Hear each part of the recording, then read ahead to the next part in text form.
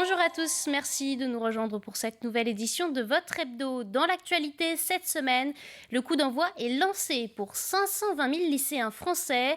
Après 2 ans perturbés par la pandémie, les élèves de terminale ont débuté l'examen du baccalauréat ce mercredi avec les épreuves de spécialité, l'une des nouveautés de la réforme du bac. Alors comment se déroulent les épreuves cette année? Élément de réponse dans ce reportage de Colline Davy et Diane Delangle. Première journée d'épreuve au lycée Pierre Mendès France. Ici, 350 étudiants bûchent leur première spécialité avec plus ou moins de réussite. C'est plutôt bien passé, mis à part que j'ai pas fait toutes les questions, parce que là, je suis pas un élève studieux, mais non, c'est plutôt bien passé dans l'ensemble.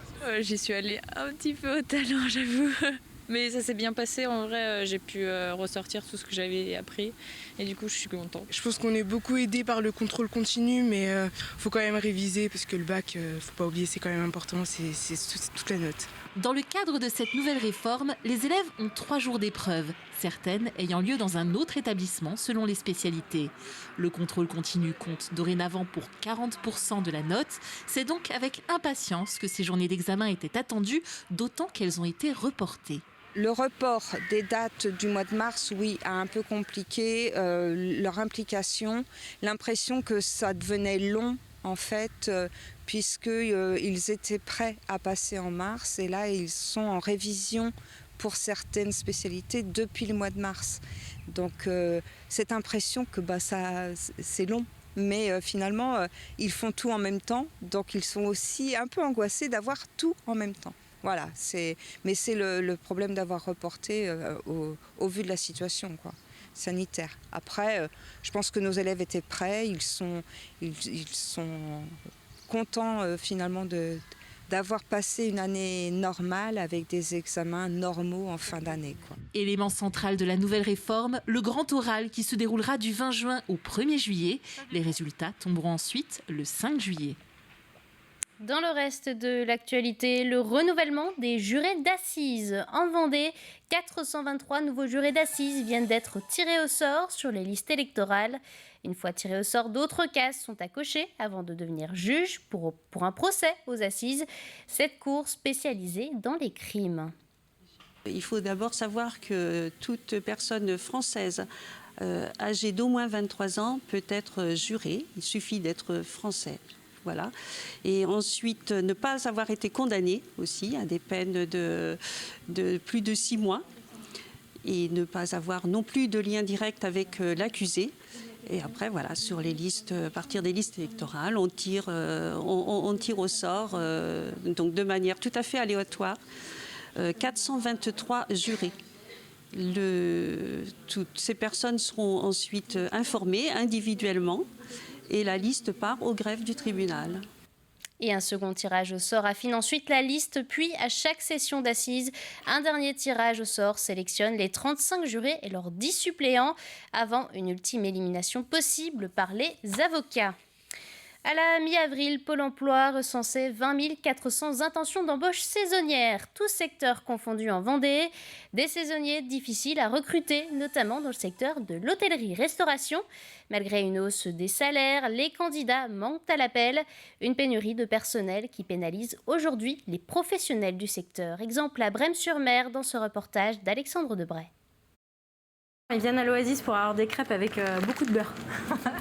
Si Julie débute dans la cuisine de la crêperie L'Oasis, elle connaît la recette pour satisfaire ses clients. Et pour cause, Julie Fouquet dirige l'établissement depuis 4 ans. Malheureusement, la serveuse fait face à un problème inédit. Cette année, petite surprise, malheureusement, du fait du manque de personnel, de n'avoir pas trouvé, surtout en cuisine, et la chance d'avoir trouvé quand même 2 personnes devant, je me retrouve cette année à devoir effectuer crêpes galettes. Mais bon, de toute façon, on n'a vraiment pas le choix pour cette année parce qu'on ne trouve vraiment personne en cuisine. Pomme caramel, ouais. Non, tu veux pomme nature? Ouais. Une difficulté semblable pour de nombreux restaurateurs de la côte.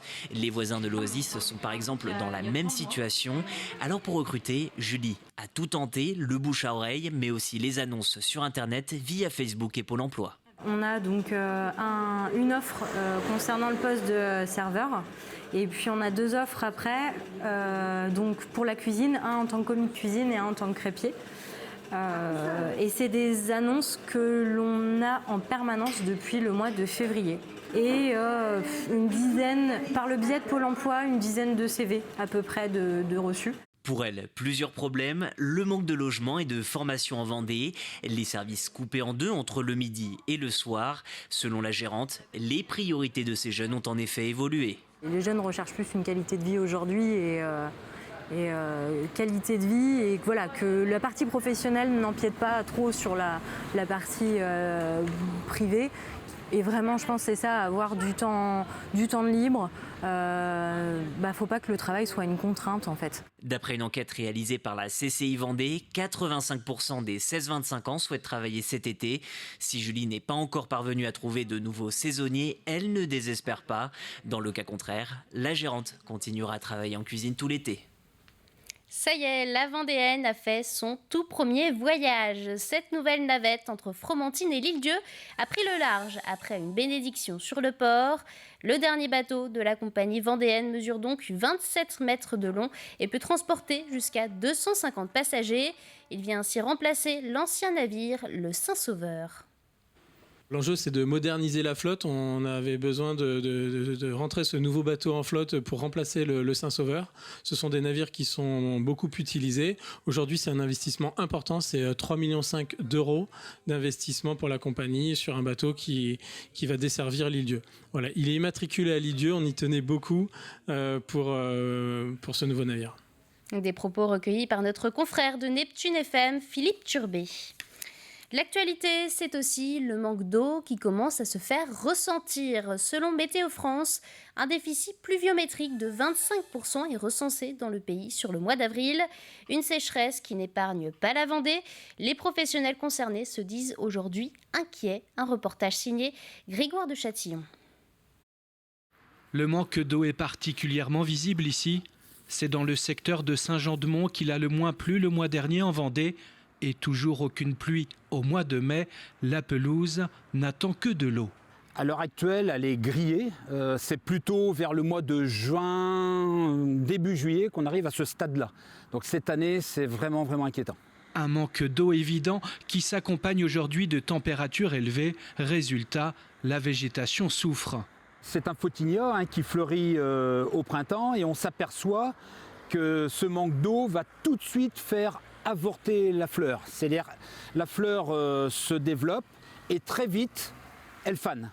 Si on continue avec une sécheresse comme ça, s'il n'y a pas un minimum d'apport d'eau pour l'aider à s'en sortir, il faut un arrosage conséquent, moins souvent, mais plus conséquent pour qu'il puisse pénétrer sous le paillage et aller nourrir des racines un peu plus profondément. À Fontenay-le-Comte, le résultat est identique dans ce champ d'orge, même si cela ne se voit pas au premier coup d'œil. Alors voilà une feuille d'orge qui souffre du sec, dû au manque d'eau qui commence depuis une huitaine de jours et qui semble vouloir continuer. Des signes de stress hydrique qui inquiètent. Les feuilles d'en haut, elles, commencent à s'enrouler sur elles-mêmes. Au vu des prévisions météo, ça nous inquiète parce que si la pluie était prévue dans les jours qui viennent, on ne serait pas inquiet. Mais les prévisions à 10-15 jours ne prévoient pas d'eau dans notre secteur.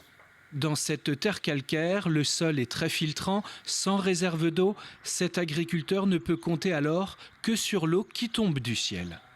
Je suis à 170 mm depuis le 1er janvier à Fontenay, là, sur ma station. Ce qui est relativement bas pour une année autour de 900 mm, on est relativement bas pour le moment. Une sécheresse qui s'accroît un peu partout en France. Un déficit prolongé de la ressource en eau pourrait alors affecter l'activité agricole. Entre agriculteurs, on a une inquiétude de ce manque d'eau parce que ce qui nous fait craindre, c'est une baisse de rendement. Surtout que cette année, on a quand même besoin des céréales françaises suite à la guerre en Ukraine. Donc on est inquiet parce qu'on a à cœur de répondre à cette souveraineté alimentaire de la France et de l'Europe et également pouvoir satisfaire les exports français. Afin d'éviter une sécheresse agricole durable, la pluie est plus que jamais attendue comme le Messie. L'environnement, c'est aussi la préoccupation d'Amaury Guérin. Cet étudiant de 19 ans se lance le 11 juin dans une aventure de 3 semaines à la voile en solitaire. Une expédition scientifique au départ de Saint-Gilles-Croix-de-Vie jusqu'au nord de la Norvège dans le cercle polaire arctique. À bord de Pilourson, son bateau d'expédition, il ira tester de nouveaux outils scientifiques de collecte du plancton. Cet organisme sous-marin, pilier de la biodiversité. Le plancton, il est vraiment vital partout, on ne s'en rend pas compte et pour l'instant il est extrêmement peu étudié. Il est vital partout parce que c'est lui qui a créé par exemple tout l'oxygène qu'on respire aujourd'hui. 80% de l'oxygène qu'on respire aujourd'hui a été créé par le plancton. Il continue à en produire aujourd'hui 50%, donc au moins autant si ce n'est plus que les forêts par exemple. Donc c'est vraiment le poumon bleu de la planète. C'est aussi un grand puits à carbone, c'est-à-dire qu'il va capter le carbone qui est dans l'air. Et puis il est à la base de toute la chaîne alimentaire marine, c'est-à-dire que tous les poissons vont pouvoir manger le plancton. Enfin, il est vraiment primordial pour toute activité. Là on est sur le port de pêche de Saint-Gilles. Toute l'activité économique du port de pêche dépend finalement du plancton. Mardi, nous commémorions la journée nationale des mémoires de la traite négrière, de l'esclavage et de leurs abolitions. À Fontenay-le-Comte, les élus ont déposé une gerbe à proximité du monument aux morts. Une cérémonie animée par les lycéens de la ville et l'association Archipel. L'occasion pour eux de faire passer un message important, celui de la tolérance. Le racisme, il y en aura toujours. L'esclavage, ça persiste. Hein. Il y en a de l'esclavage moderne, comme on disait, qu'il soit enfantine ou sexuel. Il y a toujours de l'esclavage et il y en aura d'autres. C'est pas normal que on arrive à un moment que parce que quelqu'un a une différente couleur, on le met à part. Par contre, c'est pareil.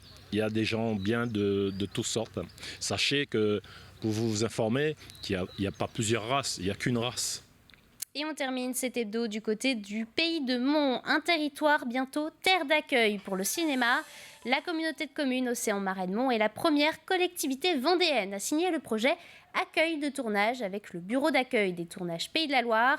En clair, ce contrat permet à la collectivité de mieux se structurer et donc mieux accueillir les tournages de la région sur ses sites. Pour en parler, on retrouve Grégoire de Châtillon au Davio, l'écomusée du Marais breton. Le pays de Saint-Jean-de-Mont, nouvelle terre d'accueil pour le cinéma, c'est en tout cas la volonté de ce territoire, situé dans le nord-ouest vendéen, une potentielle vitrine touristique pour le pays de Saint-Jean-de-Mont qui souhaite, à travers ses décors et paysages très variés, accueillir de nombreux tournages. Ce partenariat avec le bureau de tournage, ça permet de rendre beaucoup plus professionnel l'accueil des équipes, puisque nous avons une référente sur la SPL Océan-Marais-de-Mont et qui permet de faciliter l'accueil, l'hébergement, la restauration et de montrer tous les décors qui peuvent exister sur notre territoire. Ça permet de mettre en valeur tout notre environnement, comme par exemple ici le Davio avec le Marais Sallant, avec les Bourrines. Ça permet de mettre en valeur nos plages, notre forêt et ça permet de rendre fiers nos locaux. Le bureau d'accueil des tournages des Pays de la Loire va alors accompagner, faciliter l'accueil des tournages grâce à ce nouveau partenariat avec le pays de Saint-Jean-de-Mont. C'est une convention qui est en 2 phases. Il y a une première phase qui est une cartographie du territoire. Donc on demande au territoire d'identifier tous ses atouts, qu'ils soient bâtis, donc des décors, mais également naturels, et puis aussi des atouts, des pépites qui vont être des talents locaux. Identifier les différents interlocuteurs dans les mairies, par exemple. Identifier les différents interlocuteurs des principaux sites patrimoniaux du territoire. Donc ça, c'est la partie cartographie. Et ensuite, il y a effectivement une phase de mise en œuvre qui va être une phase et d'accueil de tournage de manière experte et une partie valorisation du territoire et des films qui y sont accueillis. Un nouveau partenariat entre le bureau d'accueil des tournages des Pays de la Loire et la communauté de communes de l'île de Noirmoutier pourrait aussi bientôt voir le jour. C'est la fin de cet hebdo, merci de l'avoir suivi. Prochain rendez-vous avec l'actualité, c'est lundi dans la matinale à partir de 7h avec Caroline Tronche. Bonne soirée et bon week-end à tous.